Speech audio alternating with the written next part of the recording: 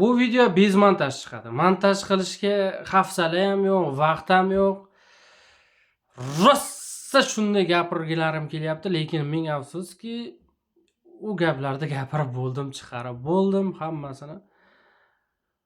Aziz futbol muxlislari, aziz yurtdoshlar, bizni hurmatli obunachilar, ming afsuski O'zbekiston Portugaliya o'yini Portugaliya g'alabasi bilan yakunlandi. Ming afsuslar bo'lsinki, hisob juda katta bo'ldi. 5-0. 5-0 bo'ldi aziz obunachilar. Bu juda og'ir aytish buni.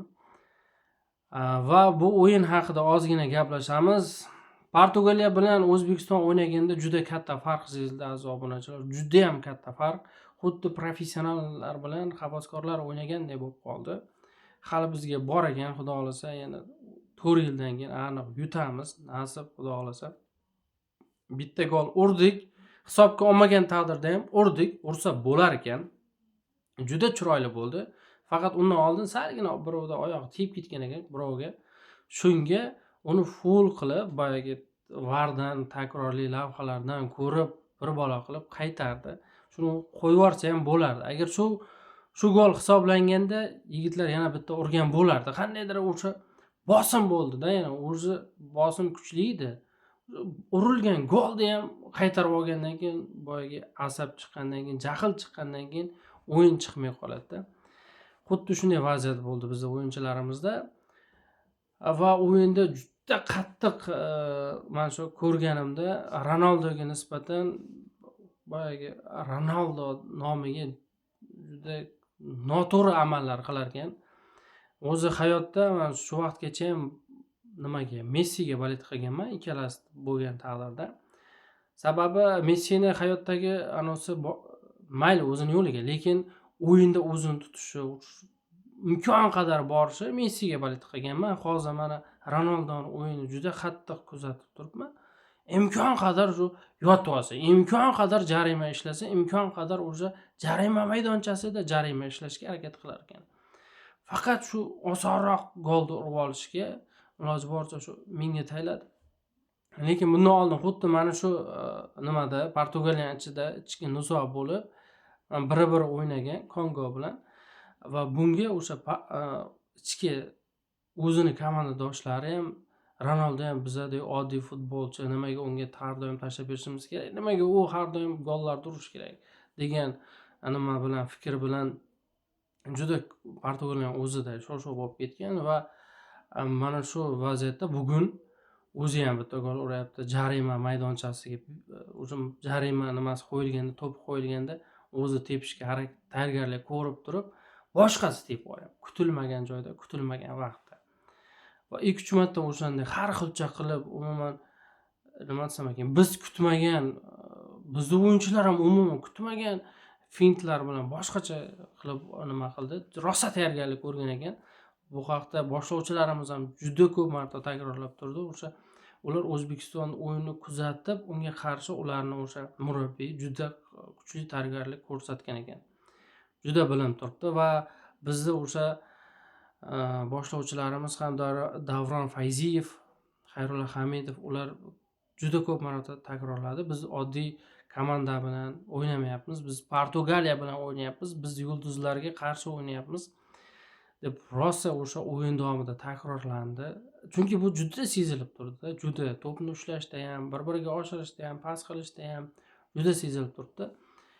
Lekin mana shu bizning yigitlar juda jon jahdi bilan o'ynadi. Endi bularga faqat tajriba yetishmayapti. Endi bular oldindan o'yinlar ochilib bo'lgan, oldindan o'sha necha marta jahon chempionatiga chiqqan, bular o'sha reytingda, o'rovda o'ynab yurgan bolalar. Va biznikilar endi o'sha o'rovga chiqqani sezilib turibdi. Nasib bo'lsa 2030-yilda 100% yutadi, xudo xolasa.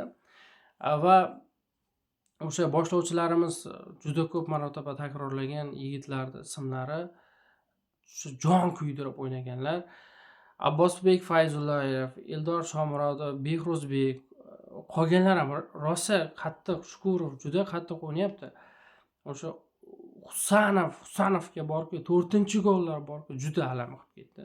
Chunki Husanov o'sha bolalar reytingida unga javob qaytargisi rosa kelyapti. Shuning evazida u himoyachi o'zi hujumga chiqib ketdi. Hujumga 2 kishi bilan ketib boryapti. Eldor Shomurodov bilan hujumga chiqib ketdi.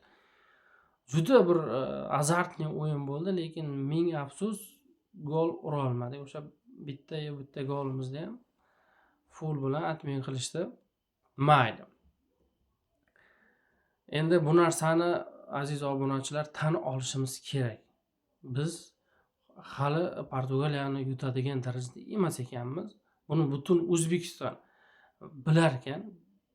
Biz mana bu Xudodan so'radik.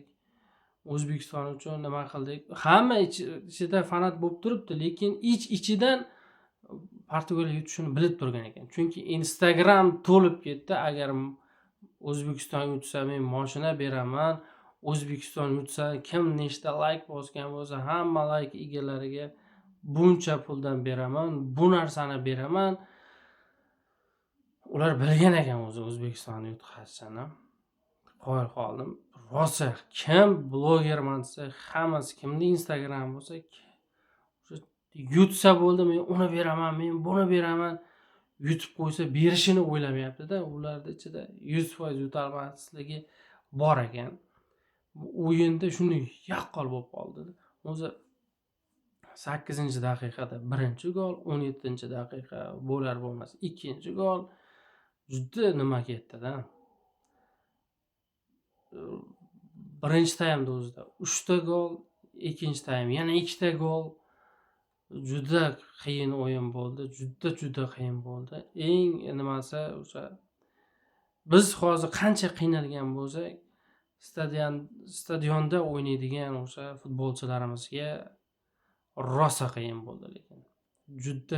Juda qiyin bo'ldi. Mayli. Nima bo'lgan taqdirda ham 2030-yilga qattiq tayyorgarlik ko'ramiz va albatta chempion bo'lamiz.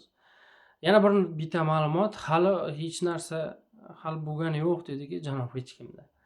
Yana bitta imkonimiz bor, lekin u imkonda biz kamida 6 ta 7 ta gol urishimiz kerak ekan. O'sha Kongo bilan o'yin o'zi rejalashtirilgan. Yutqazsak, yutqazmasak bo'ladi va o'yinda biz o'sha bu nimadan ko'p urishimiz kerak. Hozir bizga urilgan goldan bitta 2 ta ko'p ursak, keyingi bosqichga chiqishimiz mumkin. Aziz obunachilar, aziz yurtdoshlar, aziz futbol muxlislari, Elyor Studio YouTube kanalining obunachilari.